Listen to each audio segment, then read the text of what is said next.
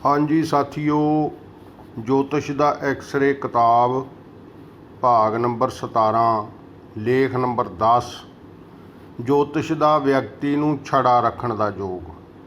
हुण साडे जिहड़े बच्चे आ वो विआह तो क्यों रह जांदे आ, उन्हां दा ज्योतिष अनुसार भी समझांगे की कारण है ते समाज ते किहो जिहा कारण है, समाजिक कारण किहो जिहा जिहदे करके वो बच्चे विआह वल्लों रह जांदे आ। शुरू करदे आ। जिंदगी की हर समस्या का हल ज्योतिषी अपने अखौती विग्यान विचों ही तलाशदा है।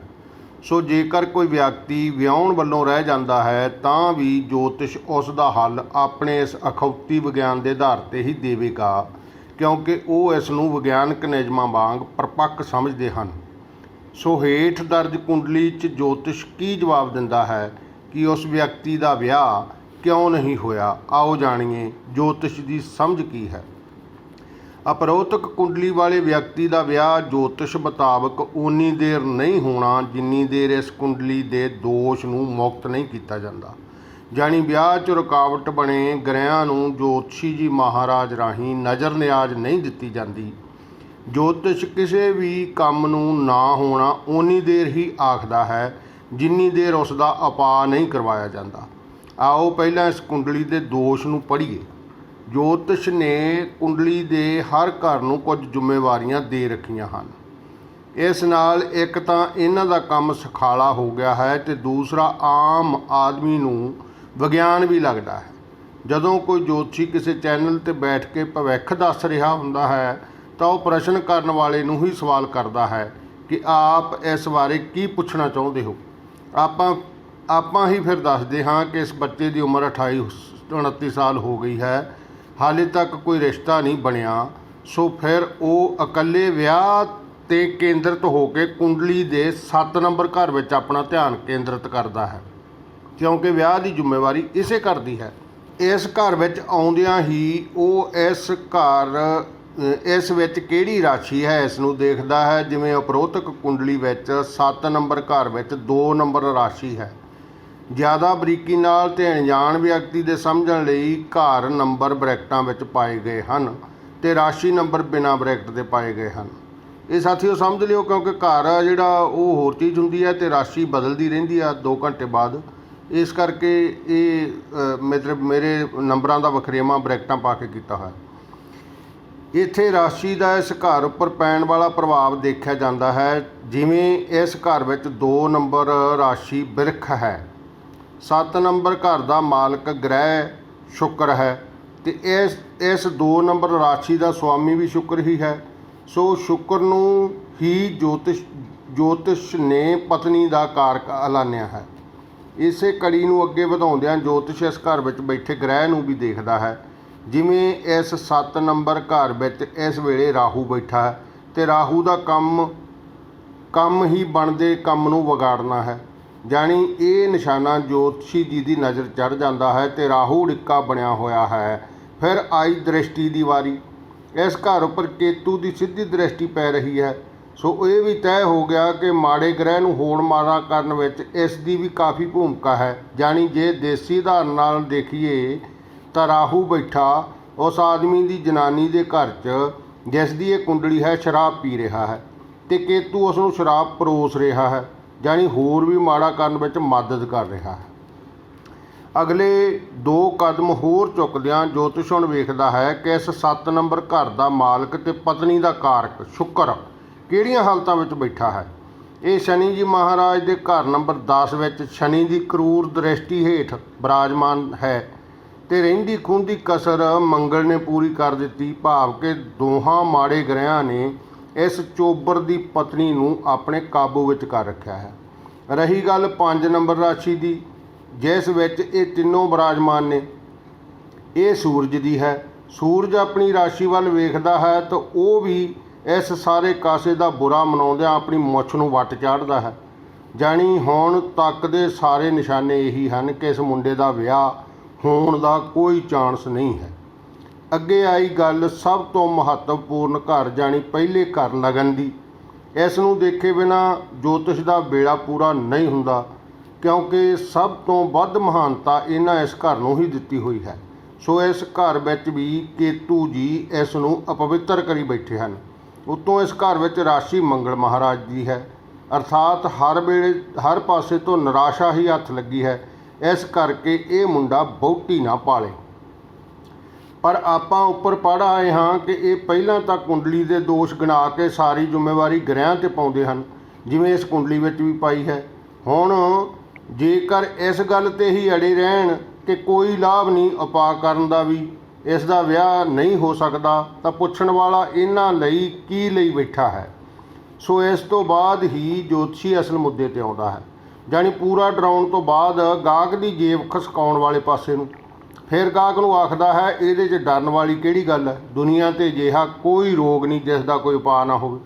ਸੋ ਫਿਰ ਉਪਾਅ ਗਣਾਉਂਦਿਆਂ ਕੁਝ ਕੁ ਸਸਤੀ ਜਿਹੀ ਸਮੱਗਰੀ ਗਾਹਕ ਨੂੰ ਆਪ ਜਲ ਪ੍ਰਵਾਹ ਕਰਨ ਲਈ ਆਖਦਾ ਹੈ, ਅਤੇ ਸੋਨੇ ਦੀ ਛਪਣੀ ਨੂੰ ਉਸ ਘਰ ਦੀ ਨੂੰਹ ਦੱਸ ਕੇ ਸੁਨਿਆਰੇ ਪਾਸ ਰਕਮ ਜਮ੍ਹਾਂ ਕਰਾਉਣ ਲਈ ਆਖਦਾ ਹੈ, ਅਤੇ ਨਾਲ ਹੀ ਉਸ ਬੀਬੀ ਨੂੰ ਇਹ ਆਦੇਸ਼ ਵੀ ਦਿੰਦਾ ਹੈ ਕਿ ਮਾਤਾ, ਇਹ ਛਪਣੀ ਹੀ ਤੇਰੀ ਨੂੰਹ ਨੂੰ ਮਾੜੇ ਗ੍ਰਹਿਆਂ ਦੇ ਪ੍ਰਭਾਵ ਤੋਂ ਬਚਾਉਣ ਲਈ ਹੈ।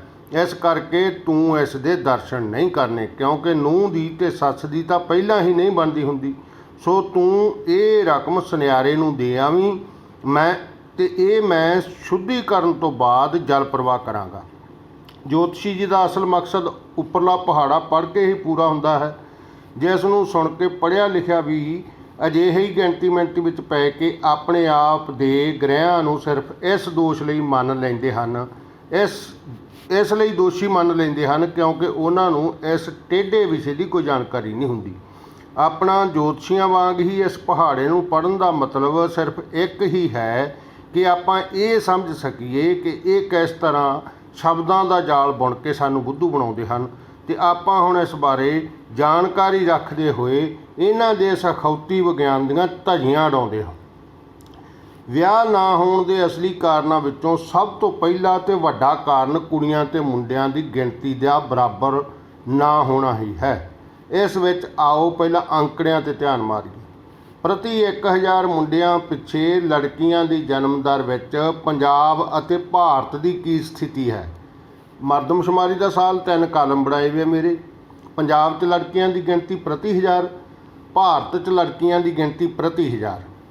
1901 'ਚ ਪੰਜਾਬ 'ਚ 780 ਸੀ ਹਜ਼ਾਰ ਮਗਰ, ਅਤੇ ਭਾਰਤ 'ਚ 963।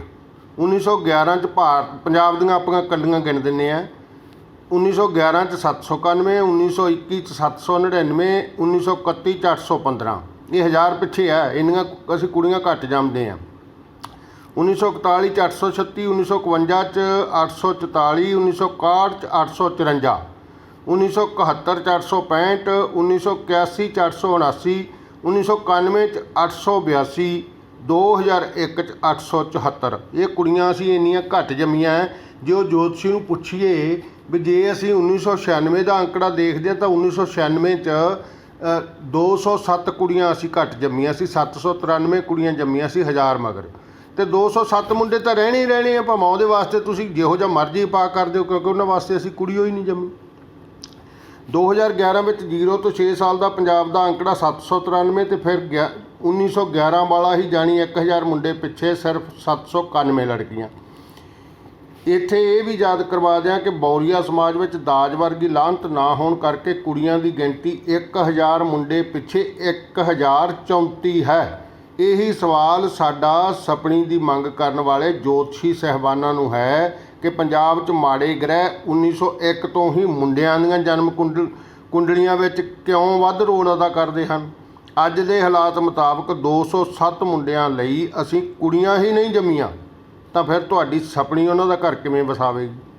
ਕਿਸੇ ਮੁੰਡੇ ਦਾ ਵਿਆਹ ਨਾ ਹੋਣ ਦਾ ਇੱਕ ਕਾਰਨ ਇਹ ਵੀ ਹੈ ਕਿ ਕੁੜੀਆਂ ਦੀ ਸੰਖਿਆ ਤਾਂ ਉਸ ਸਮਾਜ ਵਿੱਚ ਬਰਾਬਰ ਹੈ, ਪਰ ਇੱਕ ਮਰਦ ਹੀ ਪਟਿਆਲੇ ਵਾਲੇ ਰਾਜੇ ਵਰਗਾ 300 ਵਿਆਹ ਇਕੱਲਾ ਕਰਵਾਈ ਬੈਠਾ ਹੈ।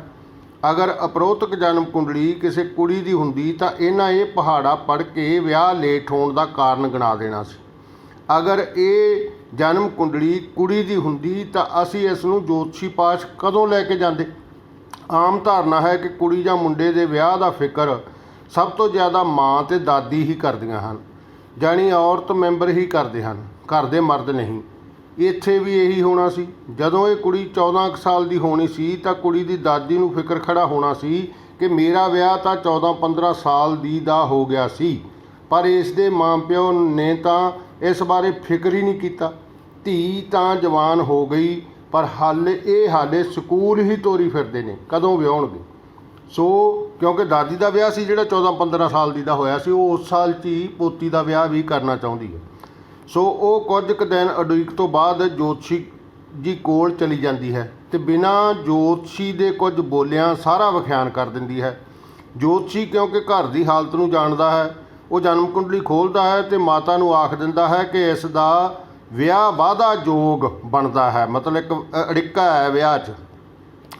ਵਿਆਹ ਜ਼ਰੂਰ ਹੋਵੇਗਾ, ਪਰ ਹਾਲੇ 7-8 ਸਾਲ ਉਡੀਕਣਾ ਪੈ ਸਕਦਾ ਹੈ, ਕਿਉਂਕਿ ਉਸ ਨੂੰ ਪਤਾ ਹੈ ਕਿ ਇਹ ਮਾਤਾ ਪੜ੍ਹੇ ਲਿਖੇ ਪਰਿਵਾਰ ਦੀ ਹੈ ਅਤੇ ਇਹ ਕੁੜੀ ਨੂੰ ਹਾਲੇ MA ਤੱਕ ਪੜ੍ਹਾਉਣਗੇ ਅਤੇ ਫਿਰ ਹੀ ਵਿਆਹ ਕਰਨਗੇ।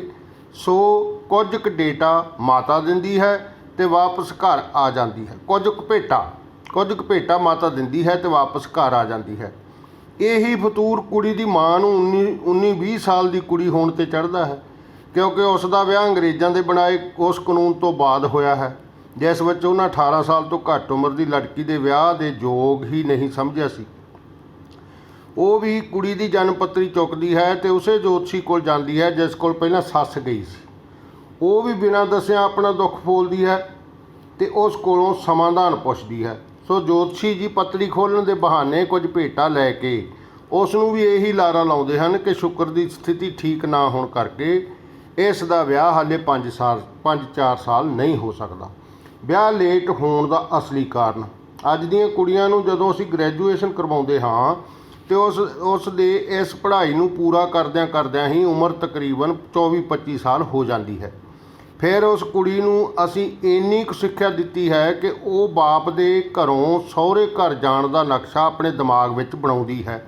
ਸਾਡੀ ਦਾਦੀ ਦਾ ਵਿਆਹ ਜਦੋਂ 13 ਸਾਲ ਦੀ ਦਾ ਹੀ ਕੀਤਾ ਗਿਆ ਤਾਂ ਕਦੇ ਵੀ ਵਿਆਹ ਬਾਰੇ ਜਾਂ ਸਹੁਰੇ ਘਰ ਬਾਰੇ ਉਸ ਨਾਲ ਕੋਈ ਵਿਚਾਰ ਵਟਾਂਦਰਾ ਨਹੀਂ ਹੋਇਆ, ਸਗੋਂ ਸਮੇਂ ਦੇ ਰਿਵਾਜ ਮੁਤਾਬਕ ਉਸ ਦਾ ਸਾਕ ਵੀ ਲੱਗ ਹੀ ਕਰ ਆਇਆ ਸੀ।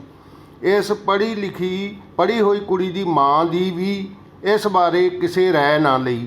ਸਮੇਂ ਮੁਤਾਬਕ ਔਰਤਾਂ ਨੂੰ ਅਜਿਹੇ ਮਸਲਿਆਂ ਵਿੱਚ ਆਪਣੀ ਰਾਏ ਰੱਖਣ ਦੀ ਕੋਈ ਆਜ਼ਾਦੀ ਵੀ ਨਹੀਂ ਸੀ ਹੁੰਦੀ। ਅੱਜ ਦੀ ਪੜ੍ਹੀ ਲਿਖੀ ਕੁੜੀ ਦਾ ਪਿਤਾ ਘਰ ਵਿੱਚ ਜਦੋਂ ਉਸ ਦੇ ਵਿਆਹ ਦੀ ਗੱਲ ਕਰਦਾ ਹੈ ਤਾਂ ਉਹ ਆਪਣੇ ਵਿਚਾਰ ਦੱਸਦੀ ਹੈ ਕਿ ਪਿਤਾ ਜੀ, ਮੈਂ MSc ਕੀਤੀ ਹੈ, ਜੇਕਰ ਮੇਰੇ ਵਾਸਤੇ ਵੱਟ ਟੋਲਣ ਚੱਲਿਓ ਤਾਂ ਘੱਟੋ ਘੱਟ ਮੇਰੇ ਬਰਾਬਰ ਦੀ ਕੁਆਲੀਫਿਕੇਸ਼ਨ ਰੱਖਦਾ ਹੋਵੇ। ਉਸ ਦੀ ਅਗਲੀ ਸ਼ਰਤ ਸੋਹਣੇ ਸੁਨੱਖੇ ਦੀ ਵੀ ਹੁੰਦੀ ਹੈ। ਇਸ ਸ਼ਰਤ 'ਚ ਵਾਧਾ ਕਰਦਿਆਂ ਦਾਦੀ ਵੀ ਆਪਣੀ ਹੱਡਬੀਤੀ ਸੁਣਾ ਕੇ ਆਖਦੀ ਹੈ ਕਿ ਪੁੱਤਰ, ਕੁੜੀ ਨੂੰ ਆਪਾਂ ਪੜ੍ਹਾ ਤਾਂ ਬਥੇਰਾ ਲਿਆ, ਪਰ ਧਾਰ ਡੋਕਾ ਨਹੀਂ ਸਿਖਾਇਆ। ਜਿੱਥੇ ਵੀ ਕਿਤੇ ਸਾਕ ਕਰਨਾ ਤਾਂ ਪਹਿਲਾਂ ਪਸ਼ੂ ਦੇਖ ਲਵੀਂ, ਰੱਖੇ ਨਾ ਹੋਣ। ਇਸੇ ਕੜੀ 'ਚ ਇੱਕ ਹੋਰ ਕੜੀ ਜੁੜਦੀ ਹੈ ਅਤੇ ਕੁੜੀ ਦੀ ਮਾਂ ਆਪਣੀ ਸ਼ਰਤ ਵੀ ਦਰਜ ਕਰਵਾਉਂਦੀ ਹੈ ਕਿ ਸਰਦਾਰ ਜੀ, ਵਿਚੋਲੇ ਤੋਂ ਪੁੱਛ ਲੈਣਾ ਸੀ ਕਿੰਨੇ ਭੈਣ ਭਰਾ ਨੇ। ਮੈਂ ਕੁੜੀ ਕੀੜਿਆਂ ਦੇ ਭੌਣ 'ਚ ਨਹੀਂ ਜੇ ਸੁੱਟਣੀ, ਮੈਨੂੰ ਪੁੱਛ ਕੇ ਦੇਖੋ, ਰੋਜ਼ ਜੰਨ ਦੇ ਭਾਂਡੇ ਮਾਂਜ ਕੇ ਪੈਂਦੀ ਹਾਂ। ਇਹਨਾਂ ਸਾਰੀਆਂ ਹੀ ਗੱਲਾਂ ਨੂੰ ਜਦੋਂ ਕੁੜੀ ਦਾ ਬਾਪ ਧਿਆਨ 'ਚ ਰੱਖਦਿਆਂ ਵਰ ਟੋਲਦਾ ਹੈ ਤਾਂ ਸਾਰੀਆਂ ਗੱਲਾਂ ਪੂਰੀਆਂ ਨਾ ਮਿਲਣ ਕਰਕੇ ਰਿਸ਼ਤੇ 'ਚ ਦੇਰੀ ਹੁੰਦੀ ਹੈ ਅਤੇ ਇਹ ਚਲਾਕ ਲੋਕ ਇਸ ਦਾ ਫਾਇਦਾ ਉਠਾਉਂਦੇ ਹਨ, ਜਾਣੀ ਕੁੰਡਲੀ ਦੇ ਗਰਿਆਂ ਸਿਰ ਇਸ ਜ਼ਿੰਮੇਵਾਰੀ ਨੂੰ ਪਾ ਕੇ ਉਹਨਾਂ ਦੀ ਨਜ਼ਰ ਨਿਆਜ਼ ਦੇ ਬਹਾਨੇ ਸਾਡੀ ਲੁੱਟ ਕਰੀ ਜਾਂਦੇ ਹਨ। ਇਸੇ ਪ੍ਰਸ਼ਨ 'ਤੇ ਜੋਤਿਸ਼ ਦੀ ਟਕਰਾਉਂਦੀ ਵਿਚਾਰਧਾਰਾ। ਇੱਕ ਪਾਸੇ ਤਾਂ ਜੋਤਸ਼ੀ ਆਖਦੇ ਹਨ ਕਿ ਸਾਰੀ ਜ਼ਿੰਦਗੀ ਦਾ ਲੇਖਾ ਜੋਖਾ ਜਨਮ ਕੁੰਡਲੀ ਹੁੰਦੀ ਹੈ ਅਤੇ ਇੱਕ ਪਾਸੇ ਉਹਨਾਂ ਦੀ ਜੋਤਿਸ਼ ਦੀ ਕਿਤਾਬ ਇਹ ਵੀ ਆਖਦੀ ਹੈ ਕਿ ਜੇਕਰ ਕੋਈ ਪੁੱਛਦਾ ਹੈ ਕਿ ਮੇਰਾ ਵਿਆਹ ਜਾਂ ਕਿਸੇ ਬਾਰੇ ਵੀ ਕਿ ਉਸ ਦਾ ਵਿਆਹ ਹੋਵੇਗਾ ਜਾਂ ਨਹੀਂ, ਇਸ ਪ੍ਰਸ਼ਨ ਦਾ ਉੱਤਰ ਦੇਣ ਲਈ ਪਿੰਡਾਂਕ ਸੰਖਿਆ ਨੂੰ 9 'ਤੇ ਭਾਗ ਦੇਣ ਨਾਲ ਜੇਕਰ ਬਾਕੀ 1 ਬਚਦਾ ਹੈ ਤਾਂ ਤੁਰੰਤ ਵਿਆਹ, ਜੇਕਰ ਬਾਕੀ 2 ਰਹਿਣ ਤਾਂ ਥੋੜ੍ਹੇ ਕਸ਼ਟ ਨਾਲ ਵਿਆਹ, ਬਾਕੀ 3 ਬਚਣ ਤਾਂ ਵਿਆਹ ਨਹੀਂ, 4 ਬਚਦੇ ਹਨ ਤਾਂ ਜਿਸ ਕੁੜੀ ਨਾਲ ਵਿਆਹ ਹੋਣਾ ਹੈ ਉਸ ਦੀ ਮੌਤ, ਜੇਕਰ 5 ਬਚਦਾ ਹੈ ਪਰਿਵਾਰ 'ਚੋਂ ਕਿਸੇ ਦੀ ਮੌਤ, ਅਗਰ 6 ਰਹਿਣ ਤਾਂ ਵਿਆਹ ਸਮੇਂ ਸਰਕਾਰੀ ਮੁਸ਼ਕਲ, 7 ਨੰਬਰ 'ਤੇ ਸਹੁਰੇ ਦੀ ਮੌਤ, 8 ਨੰਬਰ 'ਤੇ 8 ਬਾਕੀ ਬਚਣ 'ਤੇ ਕਿਸੇ ਬੱਚੇ ਦੀ ਮੌਤ ਕਾਰਨ ਵਿਆਹ ਰੁਕ ਸਕਦਾ ਹੈ। ਭਾਰਤੀ ਜੋਤਿਸ਼ ਕਿਤਾਬ ਸਫਾ 441। ਇਸ ਪਹਾੜੇ ਵਿੱਚ ਨਵੇਂ ਆਏ ਸ਼ਬਦ ਪੰਡਾਂਕ ਨੂੰ ਪਹਿਲਾਂ ਸਮਝ ਲਈਏ ਕਿ ਇਹ ਕੀ ਬਲਾ ਹੈ। ਜੋ ਵੀ ਕੋਈ ਵਿਅਕਤੀ ਕਿਸੇ ਜੋਤਸ਼ੀ ਨੂੰ ਵਿਆਹ ਹੋਣ ਜਾਂ ਨਾ ਹੋਣ ਬਾਰੇ ਪੁੱਛਣ ਜਾਂਦਾ ਹੈ ਤਾਂ ਉਹ ਉਸ ਵਿਅਕਤੀ ਨੂੰ ਕਿਸੇ ਫੁੱਲ ਜਾਂ ਫਲ ਦਾ ਨਾਮ ਲੈਣ ਲਈ ਆਖਦਾ ਹੈ। ਉਦਾਹਰਨ ਵਜੋਂ ਜਦੋਂ ਕੋਈ ਵਿਅਕਤੀ ਜਾਮਣ ਬੋਲਦਾ ਹੈ ਤਾਂ ਇਹਨਾਂ ਜੱਜਾਂ ਨੂੰ ਇੱਕ ਸੰਖਿਆ ਅਲਾਟ ਕੀਤੀ ਹੋਈ ਹੈ, ਜਿਵੇਂ 23। ਕੰਨੇ ਲਈ ਅਲੱਗ ਅੰਕ, ਮੰਮਾ ਲਈ ਵੀ ਇੱਕ ਸੰਖਿਆ ਅਤੇ ਇਸੇ ਤਰ੍ਹਾਂ ਨਾਣਾ ਲਈ ਵੀ ਇੱਕ ਸੰਖਿਆ। ਫਿਰ ਇਹਨਾਂ ਸੰਖਿਆਵਾਂ ਨੂੰ ਜੋੜਿਆ ਜਾਂਦਾ ਹੈ। ਇਸ ਜੋੜੀ ਸੰਖਿਆ ਦਾ ਨਾਮ ਪੰਡਾਂਕ ਹੈ। ਫਰਜ਼ ਕਰੋ ਇਹ ਜੋੜ 194 ਬਣਦਾ ਹੈ ਅਤੇ ਇਸ ਨੂੰ ਫਿਰ 9 'ਤੇ ਭਾਗ ਕਰਕੇ ਇਸ ਦਾ ਉੱਪਰ ਲਿਖਿਆ ਹੱਲ ਕਰ ਲਓ। ਜੋਤਸ਼ੀ ਜੀ ਇਸ ਬਾਰੇ ਜਵਾਬ ਦਿੰਦੇ ਹਨ ਕਿ ਇਹ ਸਿਰਫ ਉਹਨਾਂ ਵਾਸਤੇ ਹੀ ਹੈ ਜਿਨ੍ਹਾਂ ਨੂੰ ਆਪਣੀ ਜਨਮ ਤਰੀਕ, ਸਮਾਂ ਜਾਂ ਸਥਾਨ ਵੀ ਯਾਦ ਨਹੀਂ। ਨਾਲ ਹੀ ਜੋਤਸ਼ੀ ਜੀ ਇਸ ਸ਼ਰਤ ਕੁੰਡਲੀ ਵਾਲੇ ਲਈ ਵੀ ਲਗਾਉਂਦੇ ਹਨ, ਇੱਕ ਸ਼ਰਤ ਵੀ ਲਾਉਂਦੇ ਆ ਫਿਰ ਉਹ, ਕਿ ਆਪ ਜਨਮ ਸਮੇਂ ਦਾ 30 ਸੈਕਿੰਡ ਤੱਕ ਦੀ ਗਿਣਤੀ ਠੀਕ ਕਰੋਗੇ ਤਾਂ ਹੀ ਜਨਮ ਪੱਤਰੀ ਠੀਕ ਬਣ ਸਕਦੀ। ਇੱਕ ਪਾਸੇ ਤਾਂ ਲਾਉਂਦੇ ਆ ਸ਼ਰਤ ਵੀ 30 ਸੈਕਿੰਡ ਤੱਕ ਦਾ ਵੀ ਫਰਕ ਨਹੀਂ ਹੋਣਾ ਚਾਹੀਦਾ, ਇੱਕ ਪਾਸੇ ਪੰਡਾਂਕ ਨਾਲ ਹੀ ਬਣਾਈ ਜਾਂਦੇ ਆ। ਤੁਸੀਂ ਵੇਖੋ ਇਹਨਾਂ ਦੇ ਲੁੱਟਣ ਨੂੰ ਛੱਡਣਾ ਨਹੀਂ ਕੋਈ, ਭਾਵੇਂ ਉਹ ਪੜ੍ਹਿਆ ਭਾਵੇਂ ਨਹੀਂ ਪੜ੍ਹਿਆ, ਭਾਵੇਂ ਉਹਦੇ ਕੋਈ ਜਨਮ ਕੁੰਡਲੀ ਹੈਗੀ ਭਾਵੇਂ ਨਹੀਂ ਹੈਗੀ, ਭਾਵੇਂ ਉਹਨੂੰ ਤਰੀਕ ਦਾ ਪਤਾ ਭਾਵੇਂ ਨਹੀਂ ਪਤਾ। ਜੇਕਰ ਇਸ ਤਰ੍ਹਾਂ ਭਵਿੱਖ ਜਾਣਿਆ ਜਾ ਸਕਦਾ ਹੈ ਤਾਂ ਫਿਰ ਦੂਸਰੀਆਂ ਸ਼ਰਤਾਂ ਕਿਉਂ ਲਗਾ ਰੱਖੀਆਂ ਹਨ। ਸੋ ਇਹ ਹੈ ਵਿਰੋਧਾਭਾਸ ਸ਼੍ਰੀਮਾਨ ਜੋਤਸ਼ੀ ਸਾਹਿਬਾਨ ਦੇ ਵਿਗਿਆਨ ਦਾ। ਆਓ ਫਿਰ ਜੋਤਸ਼ੀ ਜੀ ਦੇ ਵਿਗਿਆਨ ਦੀ ਡੂੰਘਾਈ ਨੱਪ ਗਏ। ਸ਼੍ਰੀਮਾਨ ਜੋਤਸ਼ੀ ਸਾਹਿਬਾਨ ਜੀ ਦਾ ਉੱਪਰ ਲਿਖਿਆ ਪਹਾੜਾ ਪੜ੍ਹ ਕੇ ਹਰ ਕਿਸੇ ਨੂੰ ਇਹ ਲੱਗਦਾ ਹੈ ਕਿ ਜੋਤਿਸ਼ ਕਿੰਨੀ ਡੂੰਘਾਈ ਤੱਕ ਤੱਥ ਇਕੱਠੇ ਕਰਨ ਤੋਂ ਬਾਅਦ ਆਪਣਾ ਫੈਸਲਾ ਦਿੰਦਾ ਹੈ ਅਤੇ ਕਾਮਰੇਡ ਅਤੇ ਤਰਕਸ਼ੀਲ ਐਵੇਂ ਹੀ ਅਸਮਾਨ ਸਿਰ 'ਤੇ ਚੁੱਕੀ ਫਿਰਦੇ ਨੇ। ਅਸਮਾਨ ਸਿਰ 'ਤੇ ਐਵੇਂ ਨਹੀਂ ਚੁੱਕਿਆ, ਸਗੋਂ ਸਾਡੇ ਤਰਕਸ਼ੀਲਤਾ ਦੇ ਬਾਨੀਆਂ ਨੇ ਇਸ ਨੂੰ ਪਹਿਲਾਂ ਪੜ੍ਹਿਆ ਅਤੇ ਫਿਰ ਹੀ ਇਹ ਸ਼ਰਤ ਦੂਜੀਆਂ 23 ਸ਼ਰਤਾਂ ਵਿੱਚ ਦਰਜ ਕੀਤੀ ਹੈ। ਜੋਤਸ਼ੀਆਂ ਨੇ ਸਭ ਕੁਝ ਨੂੰ ਜਨਮ ਕੁੰਡਲੀ ਵਿੱਚ ਦਰਜ ਦੱਸ ਕੇ ਪੜ੍ਹੇ ਲਿਖੇ ਲੋਕਾਂ ਵਿੱਚ ਵੀ ਅਜਿਹਾ ਭੱਬਲ ਭੂਸਾ ਖੜਾ ਕੀਤਾ ਹੈ ਕਿ ਉਹ ਵੀ ਗੁੰਮਰਾਹ ਹੋ ਕੇ ਇਸ ਨੂੰ ਵਿਗਿਆਨ ਹੀ ਸਮਝਣ ਲੱਗ ਪਏ। ਤਰਕਸ਼ੀਲ, ਡਾਕਟਰ ਕਪੂਰ ਅਤੇ ਮਾਰਕਸਵਾਦੀਆਂ ਨੇ ਤੁਹਾਡੇ ਇਸ ਜੋਤਿਸ਼ ਵਿਗਿਆਨ ਦੀ ਚੀਰ ਫਾੜ ਕਰ ਲਈ ਹੈ। ਇਸ ਕਰਕੇ ਉਹਨਾਂ ਦਾ ਇੱਕੋ ਸਵਾਲ ਤੁਹਾਡੇ ਇਸ ਪੜ੍ਹੇ ਪਹਾੜੇ 'ਤੇ ਪਾਣੀ ਫੇਰ ਦਿੰਦਾ ਹੈ। ਉਹ ਪ੍ਰਸ਼ਨ ਹੈ ਕਿ ਆਪ 10 ਜਨਮ ਕੁੰਡਲੀਆਂ ਜਿਹੜੀਆਂ ਤੁਹਾਨੂੰ ਦਿੱਤੀਆਂ ਵੀ ਉਹ ਹੀ ਜਾਣਗੀਆਂ ਜਿਹੜੀਆਂ ਤੁਹਾਡੇ ਹੀ ਕਿਸੇ ਭਰਾ ਨੇ ਬਣਾਈਆਂ ਹੋਣਗੀਆਂ ਅਤੇ ਇਸੇ ਧਰਤੀ ਦੇ ਵਸਿੰਦਿਆਂ ਦੀਆਂ ਹੋਣਗੀਆਂ। ਤੁਸੀਂ ਉਹਨਾਂ ਵਿੱਚੋਂ ਸਿਰਫ ਵਿਆਹੇ ਅਤੇ ਅਣਵਿਆਹੇ ਹੀ ਅਲੱਗ ਕਰਨੇ ਹੋਣਗੇ। ਇਸ ਵਿੱਚ 5-7% ਦੀ ਮੁਆਫੀ ਵੀ ਮਿਲੇਗੀ ਅਤੇ ਇਸ ਨੂੰ ਜਿੱਤਣ 'ਤੇ 5 ਲੱਖ ਰੁਪਏ ਦਾ ਇਨਾਮ ਵੀ। ਫਿਰ ਆਪ ਉੱਪਰ ਦਿੱਤੀਆਂ ਦੋਵਾਂ ਵਿਧੀਆਂ 'ਚੋਂ ਕਿਹੜੀ ਵਿਧੀ ਰਾਹੀਂ ਇਹ ਸਾਬਤ ਕਰੋਗੇ ਅਤੇ ਕਦੋਂ। ਮੇਰਾ ਇੱਥੇ ਪਾਠਕਾਂ ਨੂੰ ਵੀ ਇਹੀ ਸਵਾਲ ਬਣਦਾ ਹੈ ਕਿ ਜੇਕਰ ਕਿਸੇ ਪਾਠਕ ਦਾ ਜੋਤਿਸ਼ ਜਾਂ ਜੋਤਸ਼ੀ 'ਤੇ ਵਿਸ਼ਵਾਸ ਹੈ ਤਾਂ ਉਹ ਆਪਣੇ ਨਿੱਜੀ ਜੋਤਸ਼ੀ ਨੂੰ ਇਹੀ ਪ੍ਰਸ਼ਨ ਕਰਕੇ ਘੱਟੋ ਘੱਟ ਪਰਖ ਕਰ ਸਕਦਾ ਹੈ। ਮਿਹਰਬਾਨੀ ਜੀ, ਬਹੁਤ ਧੰਨਵਾਦ ਸਾਰੇ ਸਾਥੀਆਂ ਦਾ। ਬਸ ਉਹ ਬੇਨਤੀ ਪ੍ਰਵਾਨ ਕਰ ਲਿਆ ਕਰੋ, ਲਾਈਕ, ਸ਼ੇਅਰ ਅਤੇ ਚੈਨਲ ਨੂੰ ਸਬਸਕ੍ਰਾਈਬ ਜ਼ਰੂਰ ਕਰ ਲਿਓ। ਮਿਹਰਬਾਨੀ ਜੀ, ਧੰਨਵਾਦ।